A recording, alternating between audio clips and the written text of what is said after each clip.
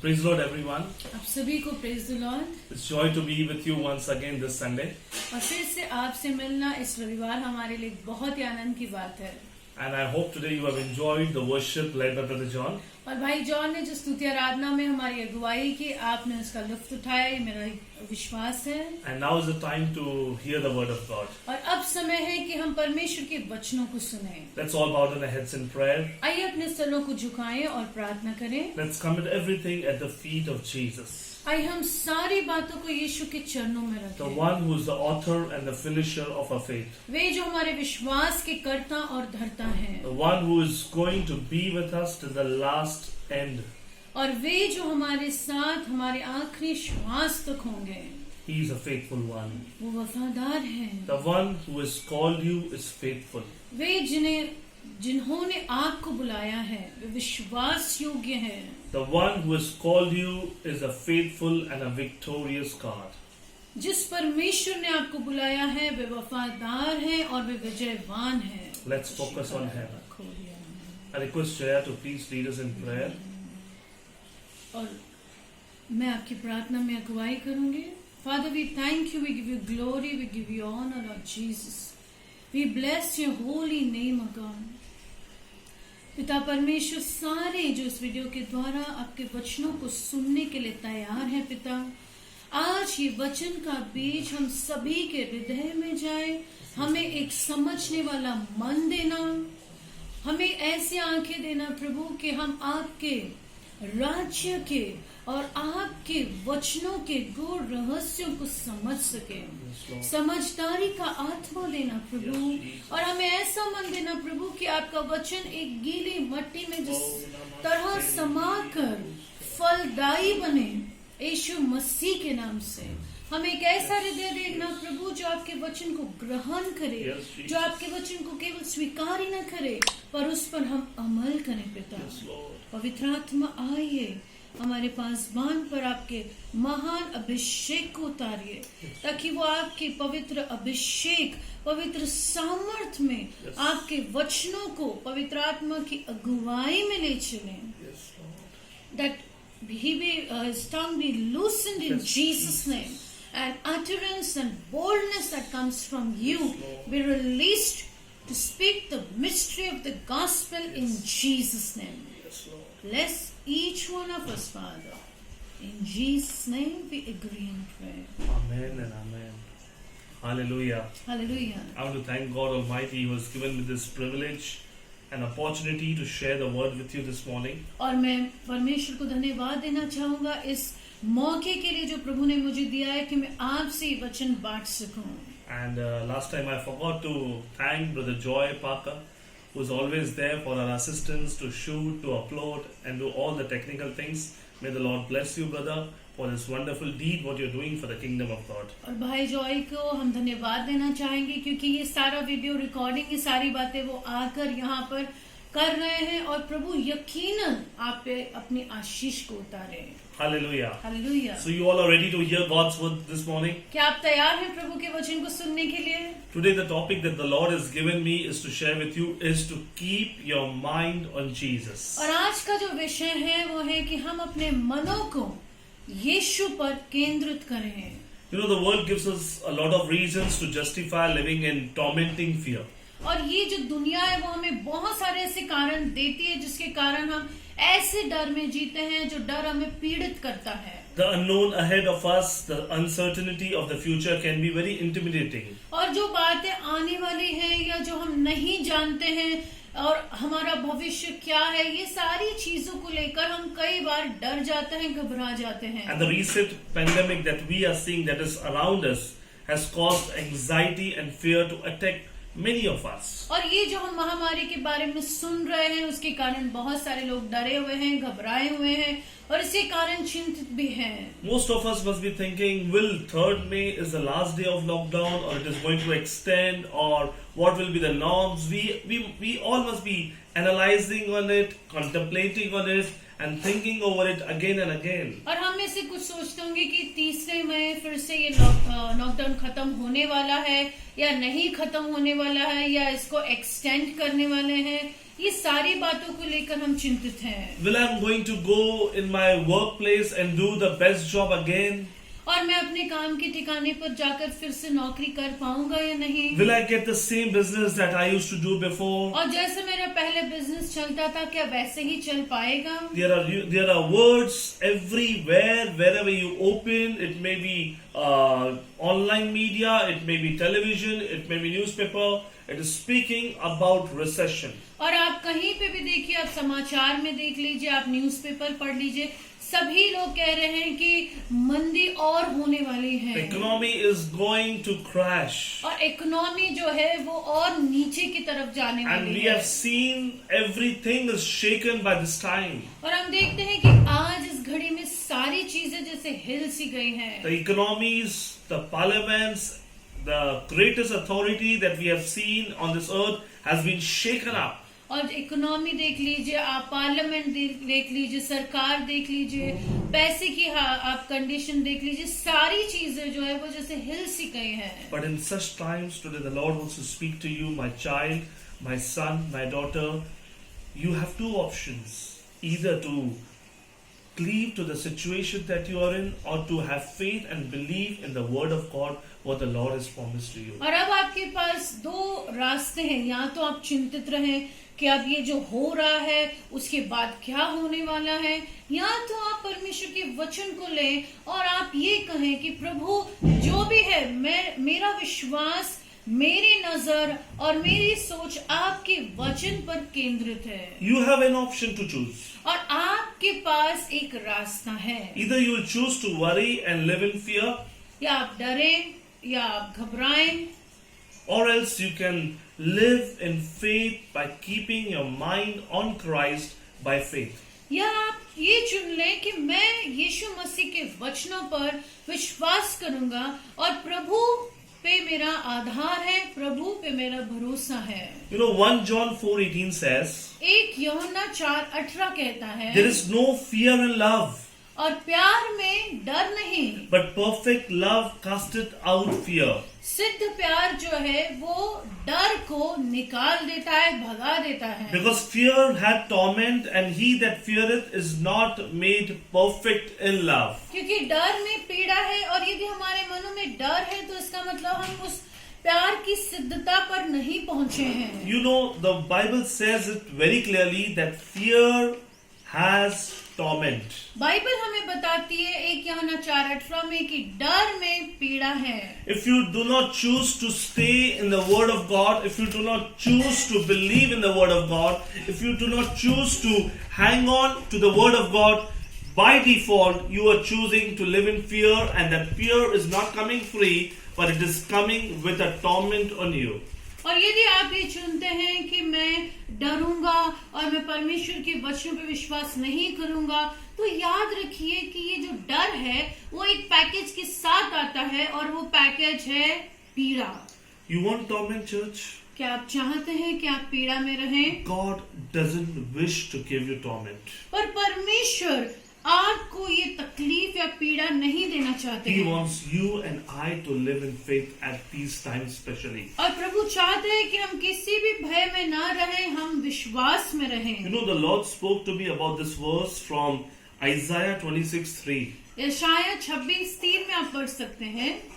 From this verse, the Lord gave me this topic. और यही जो वचन है, इसी से आज मैंने ये विषय जो है, इसी वचन से मेरा विषय आता है। It says, "Thou, that is the Lord, thou will keep him in perfect peace, whose mind is stayed on thee, because he trusted in thee." कि प्रभु आप उसे संपूर्ण शांति में रखेंगे जिसका मन आप पर टिका हुआ है।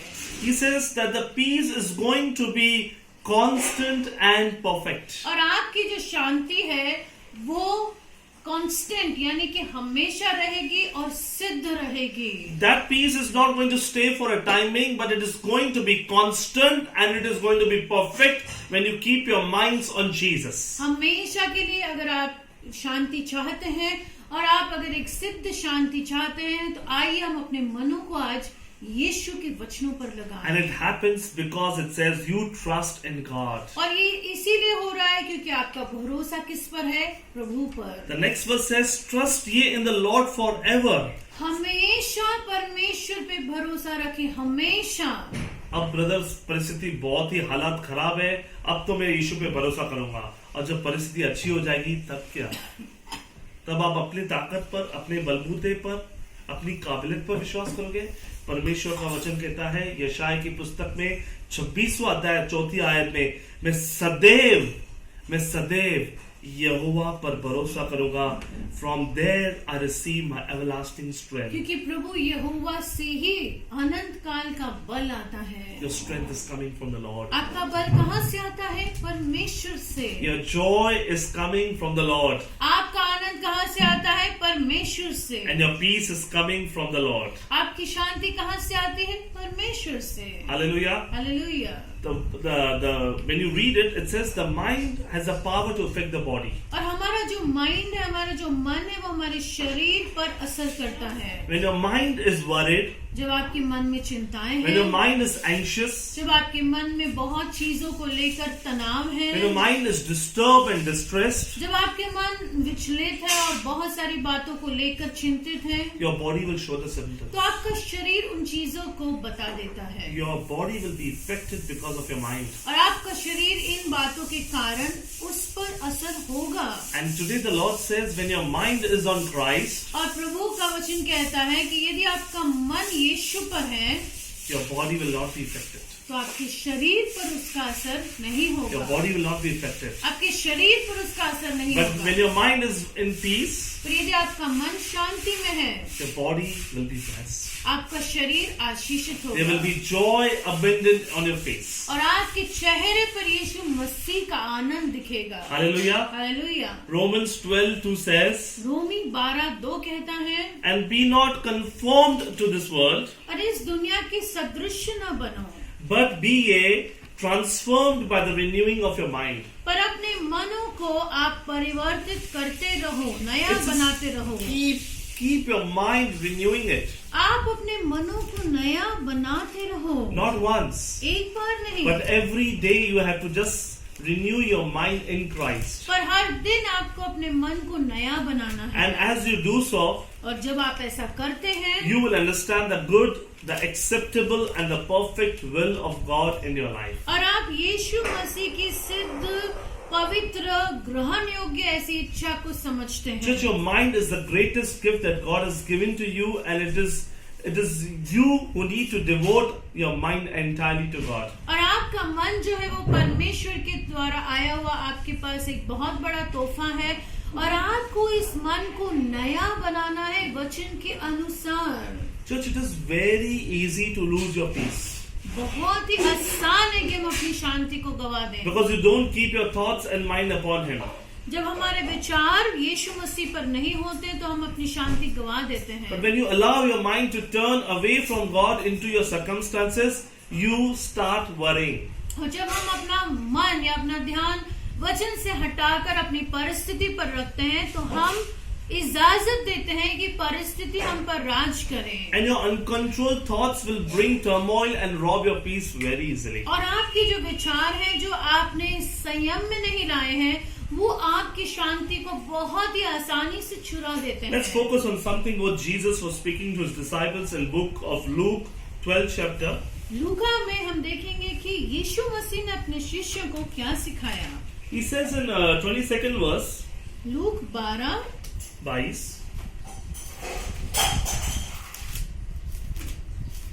Close the door. Look 12:22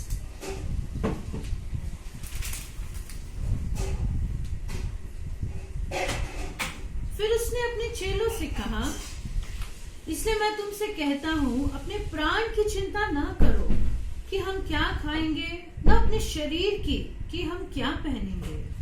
The thing that Jesus is speaking here, that you take no thought of your life. अपने प्राण की चिंता ना करो। He didn't say take some thought, ऐसा नहीं लिखा है कि थोड़ी थोड़ी चिंता कर लो, but He says take no thought. यहाँ लिखा है कि आप बिल्कुल चिंता ना करो। What you will eat, what your body will require, कि आप क्या खाओगे, आप क्या पहनोगे। And the verse 29 says, और 29वीं आयत कहती है, and seek not what you shall eat or what you shall drink, neither be ye of doubtful mind. और तुम इस बात की खोज में ना रहो कि क्या खाएंगे, क्या पिएंगे, ना संदेह ना करो। Now Jesus is speaking about something that is called doubtful mind. और यहाँ पर यीशु मसीह एक संदेह से भरे हुए मन के बारे में बताते हैं। Now the human tendency of mind is to think excessively, worry, fear and be anxious. और ये हमारे सामान्य मन की अवस्था है कि हम हमेशा सोचते हैं कि क्या होगा, आगे क्या होने वाला है। To doubt, हम संदेह करते हैं। sometimes doubt, will I will be able to provide for my family? क्या मैं अपने परिवार की जरूरतों को पूरा कर Will I will पाऊंगा? be able to meet all my needs? क्या मैं अपनी जरूरतों को पूरा कर पाऊंगा? How the things are going to happen in my life? किस तरह मेरे जीवन में चीजें होने वाली How हैं? I'm going to pay my house rent, my shop rent, my EMIs? मेरे घर का किराया, मेरे दुकान का किराया, मेरे EMIs में कैसे भरूंगा? I have to pay grocery bills. I have to pay electricity bills. और ये बिजली के बिल्स भरने हैं और राशन का बिल भरना है, ये सब कैसे होगा? It is very genuine to these thoughts to come in our mind, church. ये नैसर्गिक बात है कि हम इन विचारों से गुजरते हैं। But now Jesus is speaking to us. Don't focus on these things. यीशु मसीह हमसे कहते हैं कि आप इन चीजों पे अपना ध्यान न लगाएं। Yes, these are the requirements that you need and they will come in your mind, but you need not to be worried. You need not to be fearful. You need not to be depressed about these things. ये चीजें तो सामान्य है, पर आप इन चीजों के कारण निराश न हो। आप इन चीजों के कारण अपने मन को दुविधा में, चिंता में ना करें। You need to cast your care upon Jesus because He says, I care for you. यीशु मसीह ने कहा कि अपनी सारी चिंताओं को मुझ पर लाद दो, क्योंकि मैं तुम्हारे विषय में चिंतित हूँ। And Jesus definitely knows everyone's need. और यीशु मसीह यकीनन हमारी हर एक जरूरत को जानते Now, हैं। rather than thinking on your needs and your requirements and your circumstances, Jesus speaks in Luke same chapter 12:31, but rather you seek the kingdom of God and all these things shall be added unto you. Look 12:30 में यीशु मसीह कहते हैं कि इन चीजों के बारे में ना सोचते हुए तो परमेश्वर के राज्य की खोज करो, ताकि ये सारी बातें आपको जोड़ कर दी जाएं। Morning when you get up, you say, Lord, this is a day that I have chosen to seek you in prayer. सवेरे जब आप उठे, आप कहें कि प्रभु आज का ये दिन मैंने आपके साथ प्रार्थना में समय बिताने का चुन लिया है। Lord, I have chosen this day to pour my heart to you. मैंने आज के दिन को चुन लिया है कि मैं अपना हृदय प्रभु आपके ऊपर उंडेलूंगा। Lord, I choose to worship you instead of what I can see, but I know that you are on the throne and you are in control. मैं आपकी आराधना करना चाहता हूँ प्रभु, क्योंकि आप सिंहासन पर विराजमान है और आज भी सारी बातें आपके नियंत्रण में है। Lord, I choose to seek your righteousness this morning. मैं चुनता हूँ प्रभु कि मैं आपकी धार्मिकता में चलूं। Lord, I want to seek you, मैं Jesus. चुनता हूँ प्रभु कि मैं आपकी खोज करूं यीशु। And Jesus says in Luke 12:32, और लूका 12:23 में यीशु मसीह कहते हैं, very important verse. और ये बहुत ही महत्वपूर्ण सा वचन है, Very important verse. बहुत ही महत्वपूर्ण। It says, fear not, little flock. और वहाँ लिखा है कि आप घबराएं नहीं। मेरे छोटे झुंड 12:32. Luke हाँ, 12:32. छोटे झुंड, मेरे छोटे झुंड मत डर। He is calling you a little flock. छोटे झुंड। When he sees from heaven his disciples, his believers, he sees them as a remnant. और जब प्रभु अपने शिष्यों को और अपने चुने हुओं को देखते हैं, तो वो देखते हैं कि ये मेरे चुने हुए पात्र हैं। And he says to his flock, he always address us as a shepherd. और यीशु मसीह ने हमेशा कहा है कि मैं आपका चरवाहा हूँ। Flock is the word that is given for the sheep. और झुंड किसे दिया जाता है? एक भेड़ को।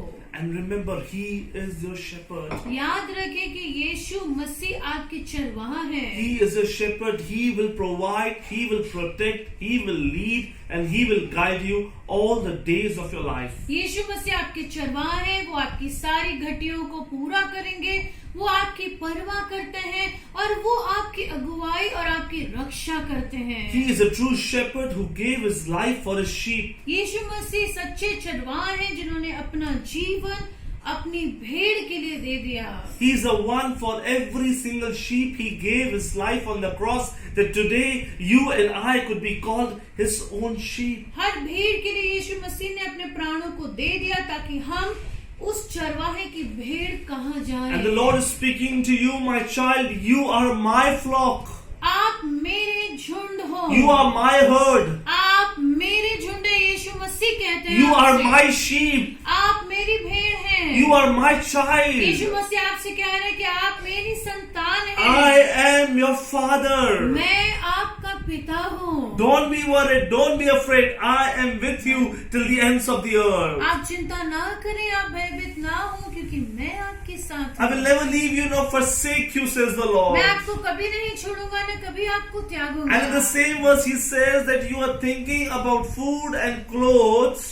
और आप जब खाने और पीने के विषय में सोच रहे हो, He says in the same verse, Luke 12:32, fear not, little flock, for it is your Father's good pleasure to give you the kingdom. आप पढ़िए लूक 12:23 में क्या लिखा है। 32. Luke 12:32.